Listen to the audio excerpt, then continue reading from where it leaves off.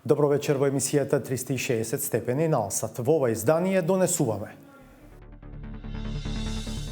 Одамна е нападнат најголемиот извор на кислород, парк Шумата Водно, каде во моментов почнува нова битка. Тука под број 1 нема пат, под број 2 и да се прави тој пат, теренот е стрмен. Втор пат годинава овдешните жители алармираат за контроверзниот план за проширување на соседството. Как изглежда отстрани спора меѓу Софија и Скопје?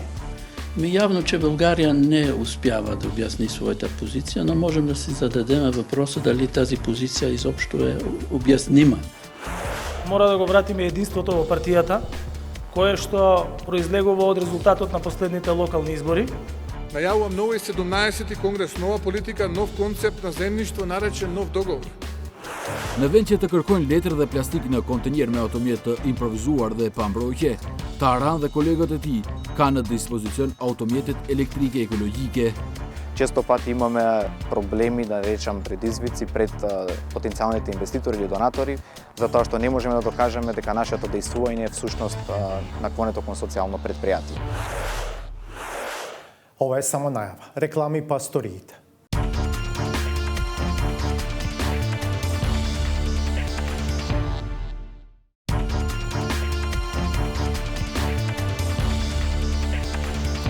Гледате 360 степени. Наводно пред само еден век речи си и да немало дрвја. По серијата пошумување низ годините, планината сега представува бели дробови на Скопје. Но во последниве децении расте апетитот да се гради баш таму каде што никнала шума. Славица Филиповска ни ја носи последната епизода од битката за еден од ридовите над населбата Водно, каде на местото на шумата се нацртаа градежни маркички. Деталниот план беше донесен во 2014 во контроверзни околности. Меѓу газдите на парцелите има и фирми и бизнисмени кои имаат проблеми со законот. Теренот е стрмен и нема пристап на улица, па и покрај се. Една градежна дозвола е издадена, а втората е на пат. Скопје одамна дише на шкрги, затоа што белите дробови на градот се пред колапс. Одамна е нападнат најголемиот извор на кислород, парк Шумата Водно, каде во моментов почнува нова битка. Ова се последните куќи на улицата Питугули. Веднаш над нив почнува стрмнина и шума. Пред неколку недели овдешната тишина ја нарушил невообичаен лаеш на кучињата. Излегов да проверам што се случува и видов двајца луѓе како мерат. Ги прашав за што мерат. Ми одговорија многу културно дека се работи за таа и таа парцела. Ги прашав како нели е тоа дел од судски процес. Ни кажа дека планираат сега мерат за идејно решение. Општина Центар да објасни зашто било мерењето на Водно. За конкретната парцела за која прашувате до општината пристигнати се барање за одобрување на идеен проект и барање за одобрување на урбанистички проекти, кои се уште се во процедура. Погледнато од сателит, со зелена боја означена куќата на семејството Таки. Над неа во моментов почнува шумата. Но според катастарот, на местото на шумата има повеќе парцели со различни намени. Веднаш над куќата на Таки е мал појас од површина во државна собственост. Над неа пак има две приватни парцели. Со жолта боја е парцела од околу 1000 квадратни метри на еден од потенцијалните нови соседи, известен Богдан Георгиевски. Нас како прво не ни третираат како први соседи, бидејќи тука позади мене има треба да поминува една улица која што во дупот ја има улицата, но фактичката ситуација и секој кога ќе дојде овдека и кога ќе го види теренот и кога ќе го види ова што се случува овде, останува со подкренати раменици заради тоа што тука под број 1 нема пат, под број 2 и да се прави тој пат, теренот е стрмен, треба да е скоро не е недостапно. Втор пат годинава овдешните жители алармираат за контроверзниот план за проширување на соседството. Во април, истражувачката репортерска лабораторија објави дека градоначалникот на Центар, Саша Богдановиќ, ја дал првата дозвола за градба во шумата за парцелата означена со црвена боја. Собственик на таа парцела е фирмата Маркеза Доел од Скопје, која според Ирала има деловни односи со фирмата BC Доел, инаку во собственост на поранешниот пратеник од редовите на ВМРО ДПМНЕ Ивица Георгиевски. Дента кога снимавме на Водно, и на таа парцела беше раздвижено. Здраво, ние сме 360 степени емисијата, ќе ни кажете за што снимате? Ние би сакале да не снимате, ние си сме службено. А да, за тоа прашувам. Службено сме од град Скопје, барање има поднесено маркеза за сечење на дрва во приватен имот. Сечење на дрва. Да. Во текстот на ИРЛ е пренесена и изјава на архитектот Мирослав Грчев, дека е противзаконски да се издаде дозвола за градба, ако до неа нема пристапен пат, како со спорните парцели во случајот. Екс-градоначалникот Богдановиќ пак за 360 степени тврди дека сообраќајниот пристап може да се прави паралелно со градбата. А службениците на град Скопје кои ги затекнавме, не ги засега како издадена дозволата, кога веќе е издадена.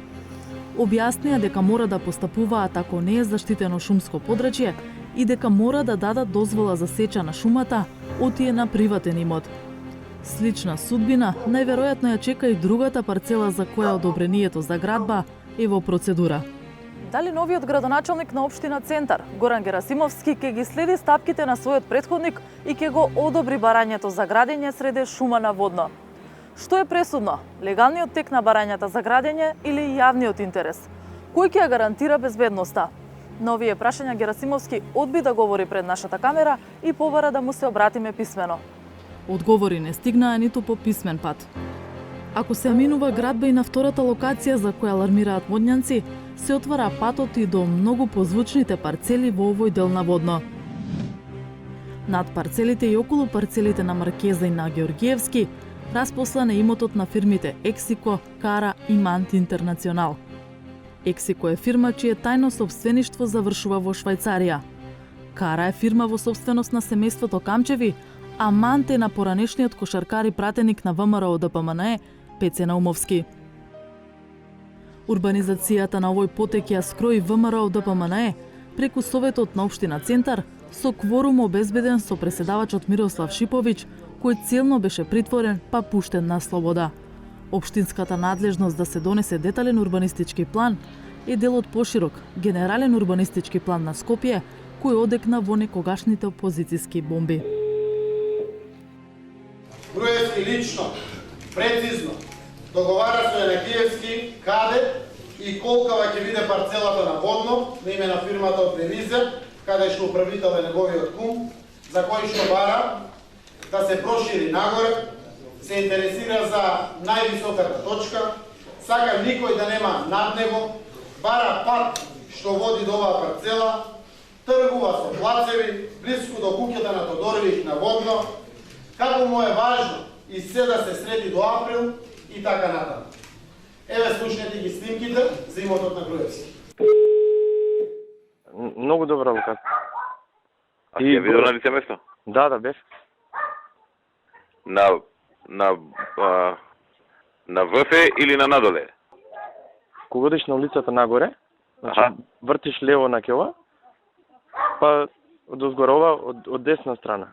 Таму знаеш што може да се направи? Може, за да не се гледаат од тоа, да се дигне малце подпорен зид, едно 6 метри дигаш подпорен зид, и оние од тоа гледаат од видот.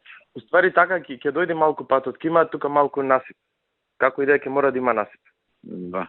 Добро.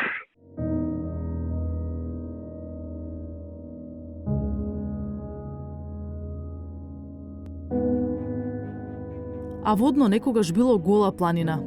Систематски е пошумувана за главниот град да се заштити од поплави.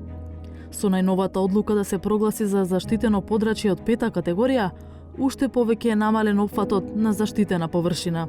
Слушаме за ерозии, слушаме за тоа како низ годините биле вештачки пошумувани сите овие ридови и како не е безбедно за гради тука. И сите овие работи ги слушаме и луѓето постојано доаѓаат и мерат и си го тераат своето. Уште колку желби ќе може да издржи водно?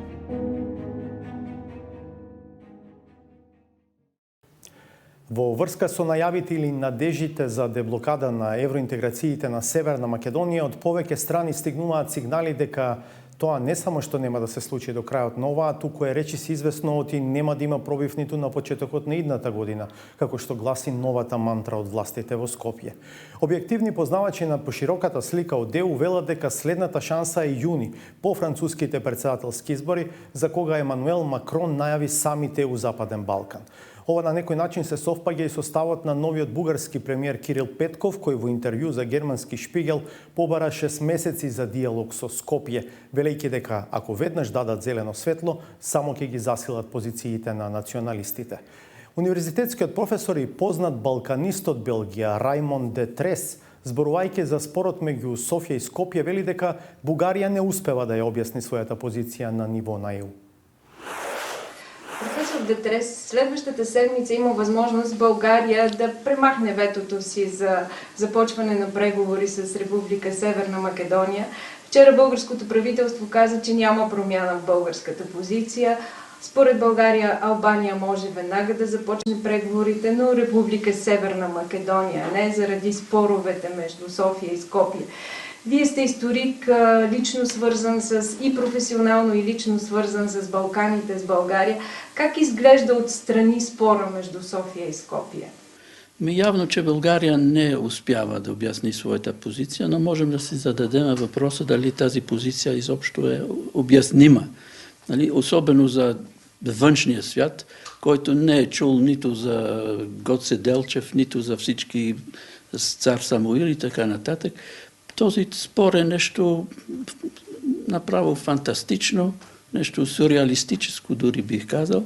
И жалко е, че той има такива тежки политически последици. Хората тук нито знаят за Гоце Делчев, нито искат да знаят, не се интересуват и прави се, защото има толкова по-важни проблеми от това, че е човек, който е починал преди 120-30 години. Аз разбирам, че за българите и за македонците това е важно, но все пак, това са едни герои, които всяка нация е имала такива герои, но те са все пак малко, как да се изразя, малко демоде, нали? Ова е сегмент од интервјуто со Раймон де Трес, кое деноиве беше емитувано на Бугарската национална телевизија и кое во целост ќе ви го предадеме подоцна во нашата емисија. Ке ги слушнете неговите ставови за македонскиот јазик, паралелите со Скандинавија и екс-југословенските простори, за тоа дали новата влада во Бугарија треба да ја деблокира земјава.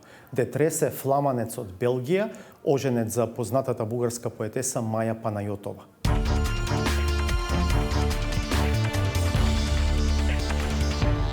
Зоран Заев замина од лидер на СДСМ. Кога ќе замени од премиерската функција, белеше дека ќе зависи од решавањето на спорот со Бугарија.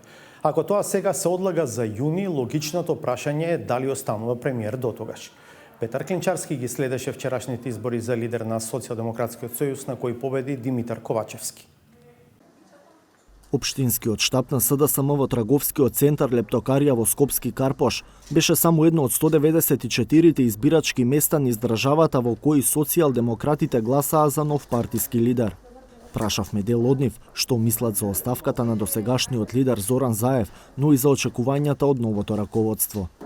Мислам дека имаме еден државник, лидер на партијата, кој заслужено ја водеше.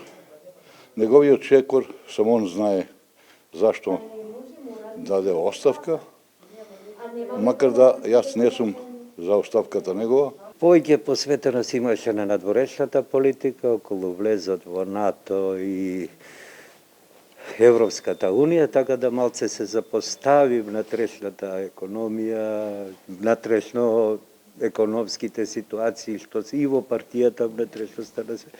Така да мислам, малце не ми е сведно што оди, што напушкам баш оваква позиција, меѓутоа тоа е тоа. Имаше и такви што не можеа да гласаат, бидејќи не го обновиле членството или не ја подигнале електронската членска карта. Без картичка тешко да става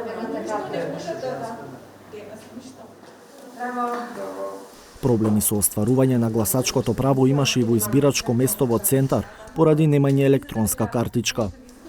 Мора на бикачка да се користи. Ако ќе ми само бикачка, ќе ми дадат? Да, и по-тоа да покажа. И па да се вратам тука? Да, мора да. Тие што гласаа, испратија пораки до идниот партиски шеф, но дадоа и свој осврт за потезите на досегашното раководство. Сметаше тој дека ова би било најдобро решение како за него, така за партија и тоа го поштувам како одлука на председателот. Мислам дека клучното прашање во партијата е кадровската политика. Од повеќето забелешки што доаѓа од членовите, меѓутоа и од самото раководство, секогаш беше упатувано прашањето дали луѓето што се поставени да раководат со одредени организации или институции се најдобрите од тоа што може да го понуди партијата. По затворањето на гласачките кутии, фокусот се префрли во партиското седиште. Во моментите додека се бројаја гласовите, на Бихачка почнаа да пристигнуваат членовите на највисокото раководство кое е во оставка. Имаше соодветна излезеност, очекувам дека ќе продолжиме по патот на ЕУ интеграциите, секако да се стегне самото членство и да не носи новиот лидер во победа. Набрзо пристигна и до вчерашниот лидер Зоран Заев. Господин Заев, на кратки изјава за 360 степени.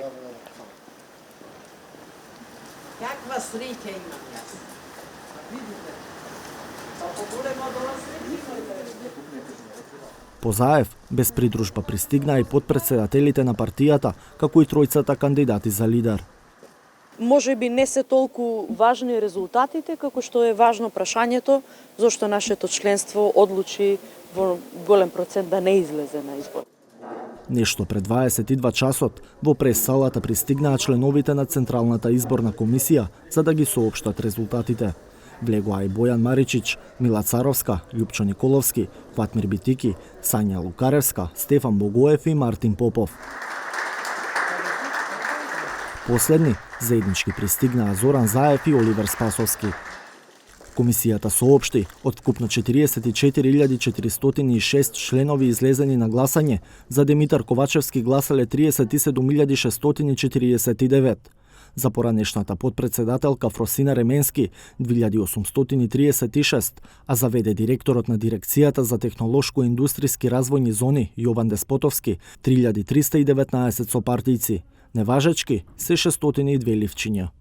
Мора да го вратиме единството во партијата, кое што произлегува од резултатот на последните локални избори. Второ, мора да се вратиме, односно да ги продолжиме социјалдемократските вредности во партијата, да ги негуваме и врз основа на нив да ги градиме државните политики. Затоа ќе ни требаат најдобрите и најодговорни луѓе кои што ги имаме во партијата.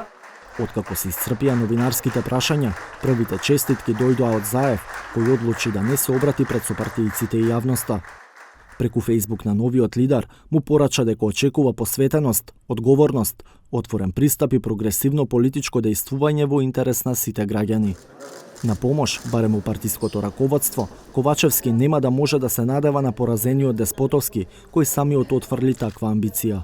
Продолжувам од утре натаму како обичен член, како што сум во изминативе 4 години, да давам активен придонес во она за кое што и се залагам во концепт 28. Дека новиот лидер е пред голем предизвик да го врати единството, говори фактот дека кога Заев беше реизбран за председател на СДСМ во март годинава, на гласање излегоа околу 60.000 партиски членови. За само 9 месеци, бројот на членови заинтересирани да гласаат се намали за 1/4.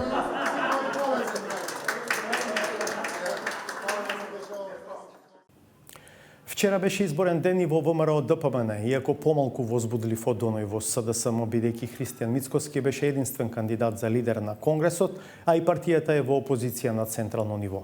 Новопромовираната идеја од вчерашниот конгрес, што се нагласува и во денешните настапи на партиските првенци, е повикот за нов договор во општеството, што потсетува на новиот договор на американскиот претседател Френклин Рузвелт од 30-тите години на минатиот век заради економско опоравување на САД во тоа време. Зоран Јовановски за атмосферата во салата Јане Сандански во Скопје вчера. Опозицијската ВМРО ДПМН на 17-тиот конгрес си го реизбра актуелниот лидер Христијан Мицкоски. Епилогот звучи едноставно, но церемонијата од регистрација на делегати преку говори и аплаузи до тајно гласање за еден кандидат траеше цел ден. Утрото на над 500 делегати 2 часа им се мереше температура, а редарите се обидуваа да не пуштат никого без маска. Дали се почитуваат меркиве за заштита температура? Имаше ли некој повисока? Не, до сега не. Не во ладново, до сега не. Гледаме дека некои не носат маски луѓе, ги предупредувате? Да. Ама не вродува со плот очигледно. Сега не можеме натаму да видиме како продолжува работата. Ние за тука нашиот дел си ја вршиме работата. За делегатите со кои разговаравме, тоа што Христијан Мицкоски немаше против кандидат не е недостиг на внатрепартиска демократија. Па сега прашање е дали повеќе кандидати, ако имаме фингирани повеќе кандидати, е поголем доказ за демократија, или ако имаме еден кандидат кој што природно после ваквите, би рекол, многу добри или одлични резултати на локалните избори, е сосема логично председател Мицковски да добие потврда на својот мандат. Имаше добра селекција на кандидати за градоначалници, одличен резултат на тие локални избори и мислам дека Конгресот е природна последица на тоа. Не дојдоа или барем не беа забележливи партиските членови кои во изминатите 2-3 години повикуваа на смена на Мицкоски од партискиот врв. Еден од тие критичари, па и претенденти за председател на ВМРО ДПМН, доскоро беше кавадаречкиот градоначалник Митко Јанчев.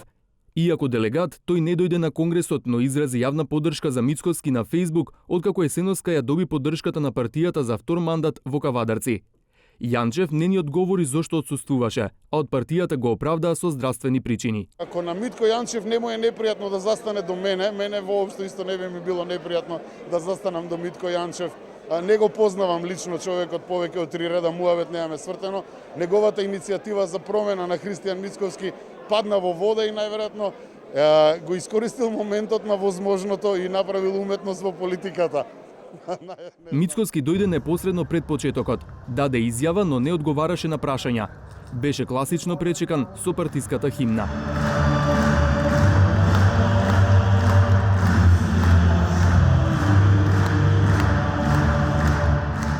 По затворениот дел од Конгресот, кој траеше речиси 4 часа, делегатите тајно гласаа за Христијан Мицкоски.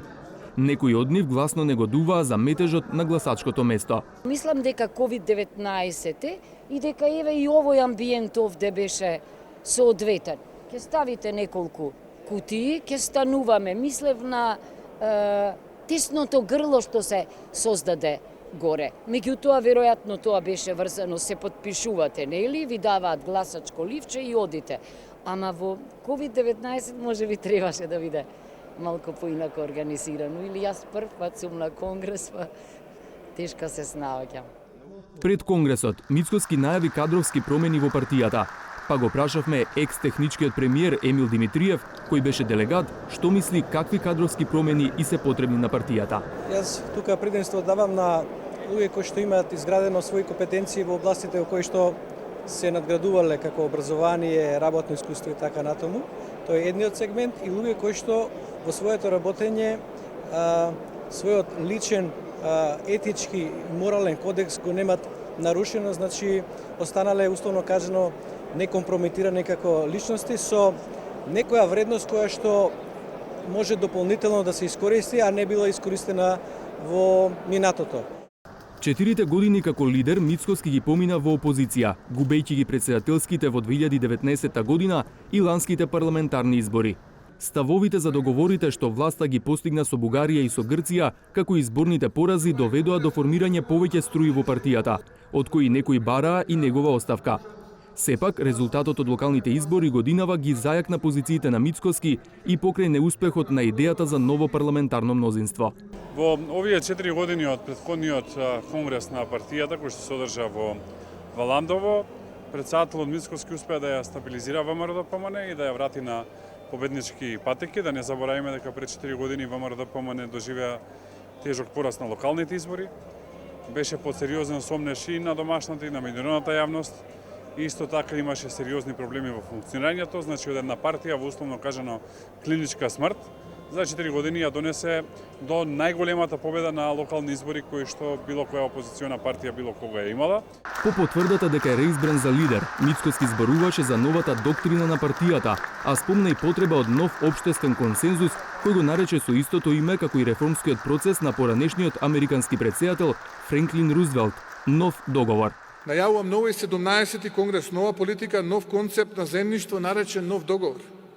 Ни треба нов општествен консензус на сите рамноправни чинители околу она што треба да представува нов заеднички патриотизам. На Конгресот владеачкиот СДСМ немаше свој представник, но затоа во ВИП ложата меѓу гостите беа високи представници на ДУИ, Алтернатива, БЕСА.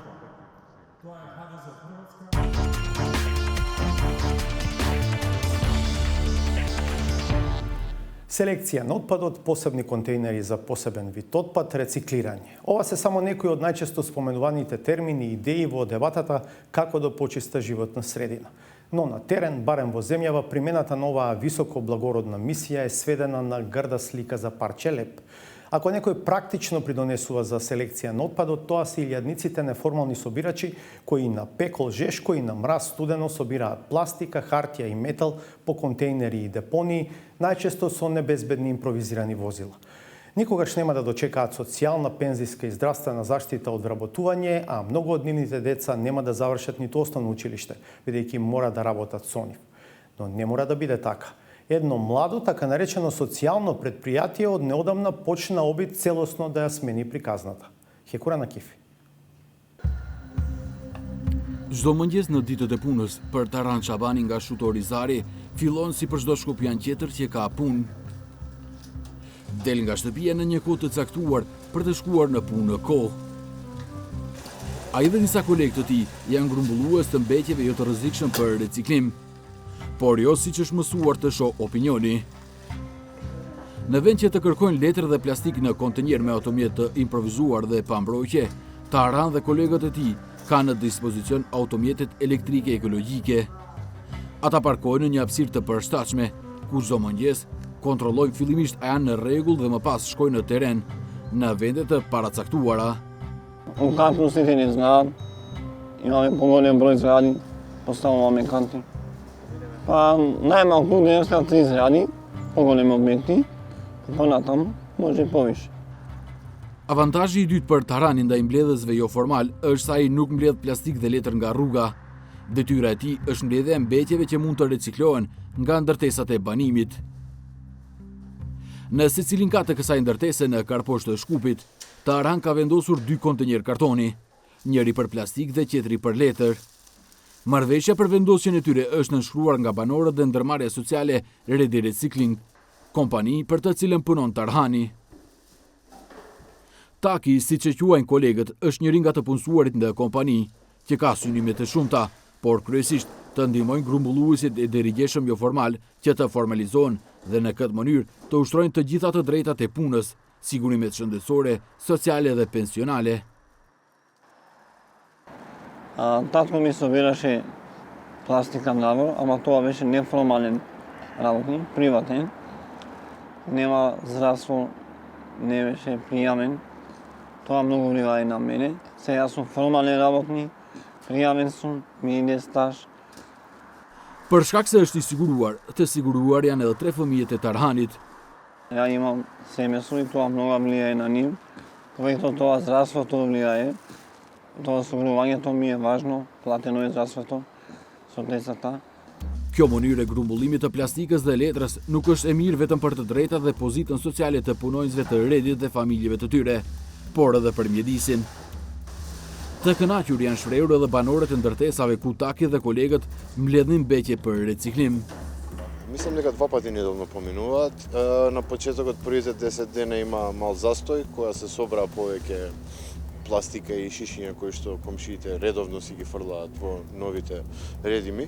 Така да сега поминуваат 2 пати неделно и искрено и празни се и контейнерите се празни, хартиените што ги имаат оставено, така да све подобро тоа изгледа неголи како што беше претходно да имаш насекаде фрлено и во влезови и надвор во паркови и така натаму. Aleksandër është i mendimit se iniciativa duhet të praktikohet në të gjithë Shkupin, sepse rritëve dijen për reciklim. Би требало за тоа што се создава друга навика, други вредности, добиваат луѓето на друго значење. После тоа ќе видиме како ќе биде нели целото, затоа што имаш и органски отпад кој што треба да се користи за ѓубрива и така натаму. Ndërmarrja sociale e Redi aktualisht ka disa automjete dhe punonjës, por edhe plane shumë të mëdha. Ideja është që faza aktuale pilot të rritet në një biznes që do të hapte rreth 1500 të ashtu quajtura punë të gjelbra. Përkatësisht, mbledhësit që formal të bëhen formal dhe praktikisht të menaxhojnë vetë sektorin. Pronari i Redit është një organizatë qeveritare me të njëjtin emër. Personi që e drejton atë, Asip Zekir, thotë se ajo që po ndodh tani në teren është vetëm fillimi të parës nga gjithsej 3 fazat. Во моментов сме во првата фаза, односно собирање и транспорт на неопасен отпад. Истата вклучува воспоставување на систем за примарна селекција во стамбените објекти во домакинствата и во компаниите, каде што неформалните собирачи, односно веќе формализирани собирачи и вработени во реди рециклажа, ги поставуваат кантите во стамбените објекти и ги сервисираат со нивно испразнување.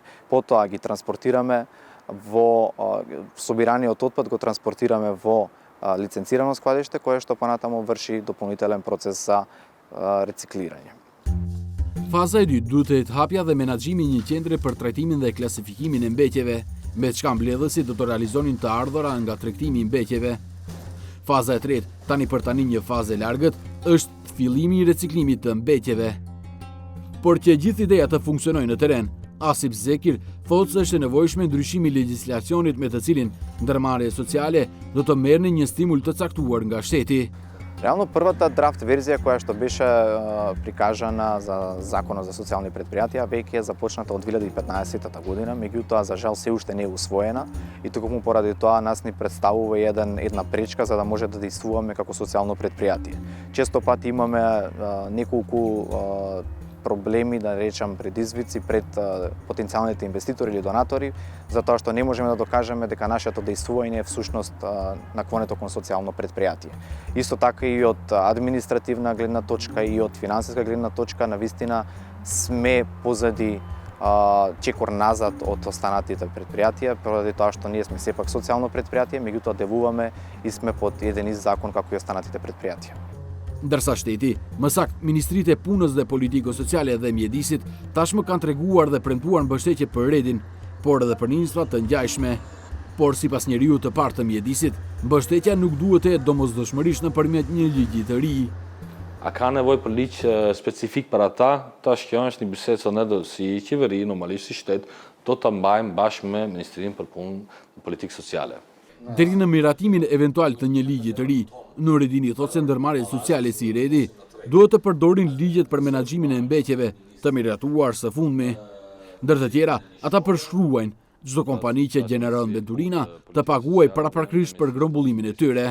Ne i kemi kaluar ligjet për menaxhimin e mbenturinave. Ku këtu kemi një ligj tjetër nga paketi 6 ligjeve, është një nga ata është për zgjerimin e përgjegjësisë të prodhuesve.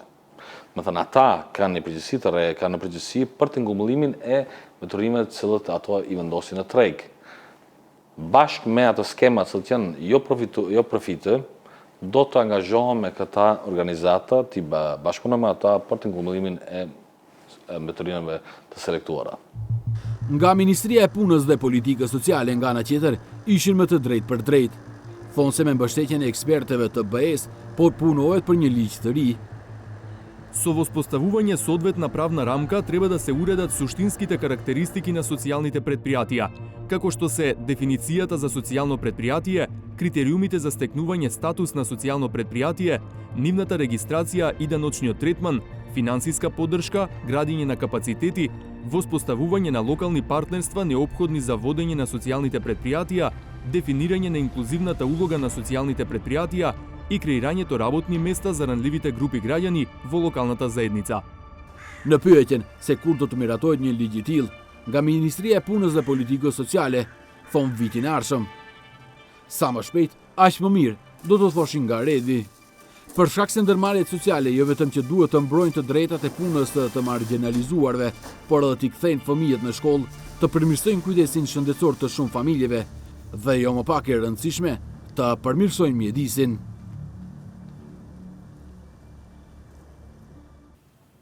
Ако не следите од почеток, знаете дека најавивме оти кон крајот на емисијата ќе имате можност интегрално да го погледнете интервјуто што за Бугарската национална телевизија го даде Рајмон Детрес, фламанец од Белгија, универзитетски професор, балканист, оженет со бугарската поетеса Маја Панајотова за спорот меѓу Софија и Скопје. Детрес во интервјуто зборува на течен бугарски јазик. Детрес, следващата седмица има възможност България да премахне ветото си за започване на преговори с Република Северна Македония. Вчера българското правителство каза, че няма промяна в българската позиция. Според България, Албания може веднага да започне преговорите, но Република Северна Македония не, заради споровете между София и Скопие. Вие сте историк, лично свързан и професионално, и лично свързан с Балканите, с България. Как изглежда отстрани спора между София и Скопие?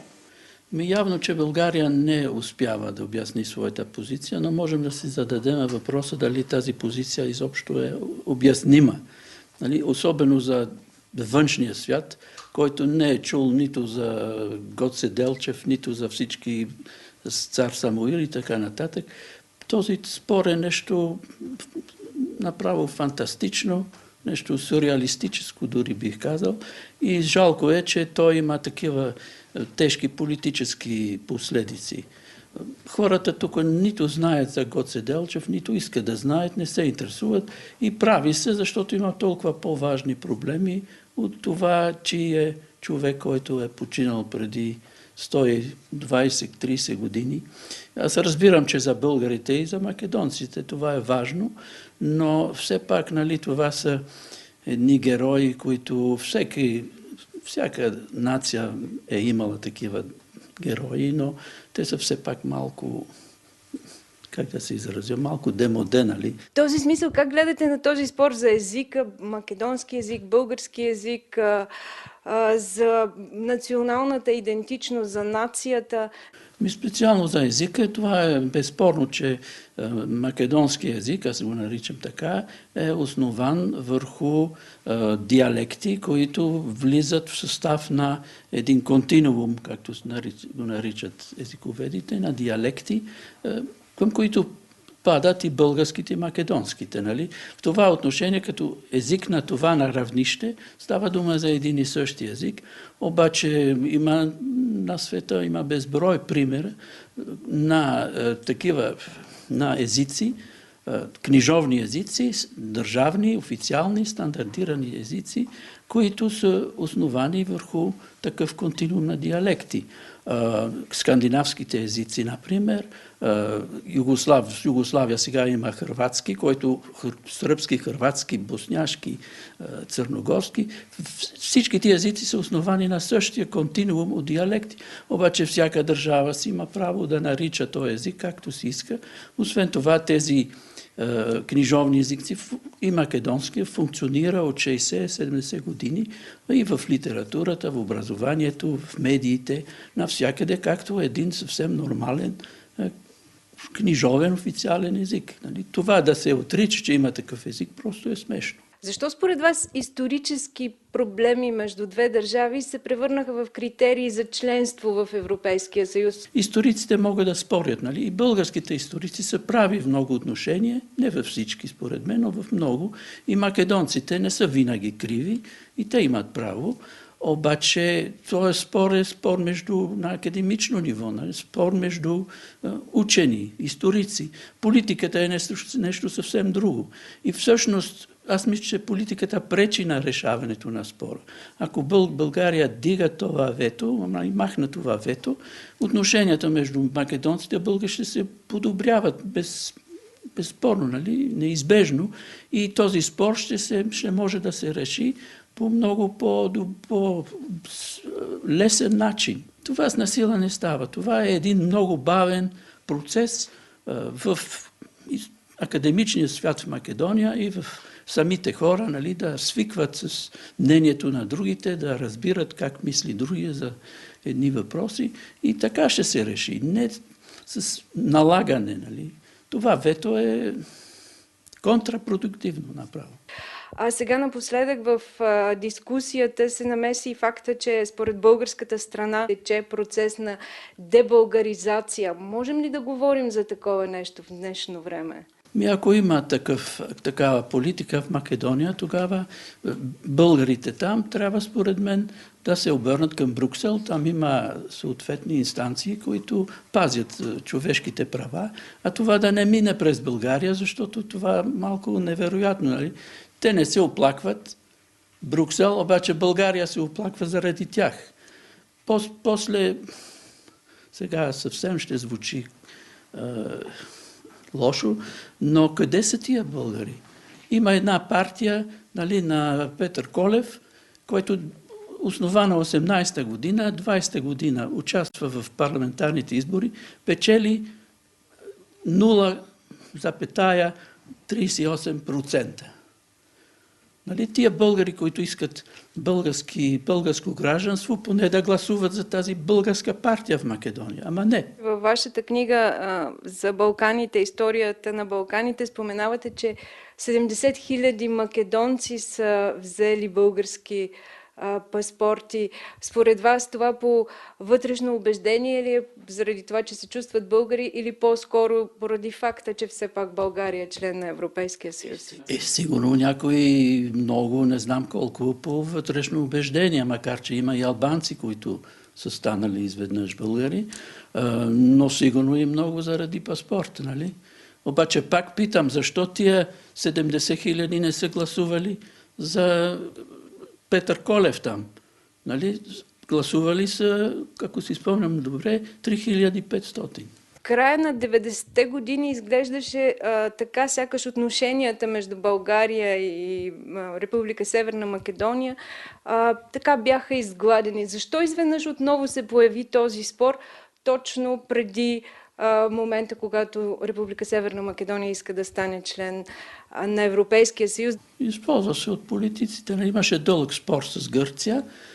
Той се реши, нали, всички от двете страни правиха отстъпки. Не е така, както се твърди в България, че македонците само са приели този компромис.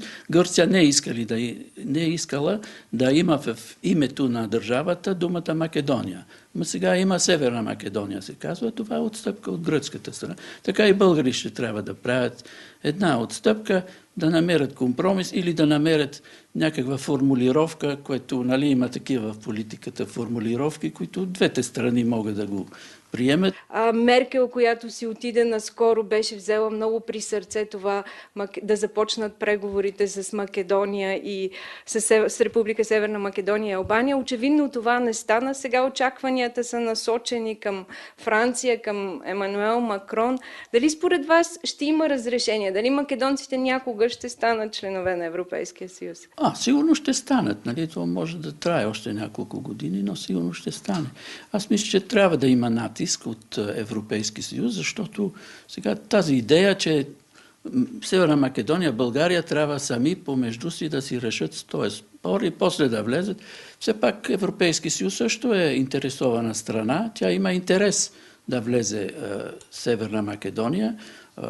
Има стратегически, икономически интереси. Често сравняват спора между България и Република Северна Македония с отношенията между Фландрия и Нидерландия. Има ли според вас наистина някакви прилики? За фламандците и холандците са най-близки. Нали? Ние имаме много контакти. Нашите писатели публикуват в Холандия и обратно.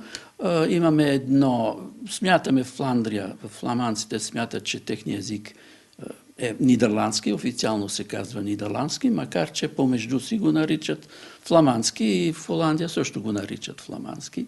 Ако ние решиме фламандски език да няма нищо общо повече с нидерландски, то едва ли един холандец ще се тревожи за това. Това си е чиста наша работа. Аз мисля, че тайната на добрите отношения между фламандците и холандците е, че едните не се интересуват от другите и никой не кара другия да признае нещо. Накъде върви балканския национализъм според вас? Не само в България, не само в Република Северна Македония. Не, изобщо национализма на Балканите все пак има едно ново поколение, което е следвало в чужбина, което е имал контакти в чужбина. Историци, които четат и не само тази литература от 19 век с национални герои, национални обиди, заграбени територии, всичко това. Едно ново поколение идва. Сега в България предстои да бъде съставено ново правителство от 4 съвсем различни партии. Очаквате ли от тях завой по отношение на тези балкански въпроси, на разрешаване на спора между София и Скопие? Аз много се надявам на това. България има сега един изключителен исторически шанс да играе една важна роля на Балканите. И това е да скъса с тази кратка, но изглежда силна традиция, която е започната от Гърция и да създава такива проблеми за исторически личности, именования. Какво ще стане, когато Сърбия трябва да влезе? Хърватия какво ще прави? Когато Босния трябва да влезе, какво ще прави Сърбия? Да не говорим за Косово и Сърбия. България може да даде един пример и да смени цялата политика на Балканите. Уште едни реклами, па саботажа.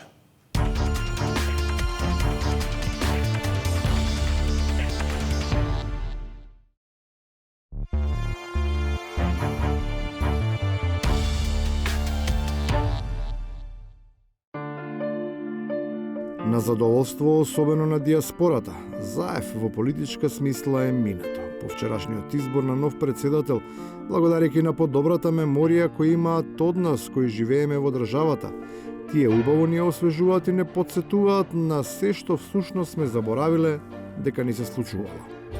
Ако се сеќавате, првата година кога дојде на власт, почнаа дечиња да умират.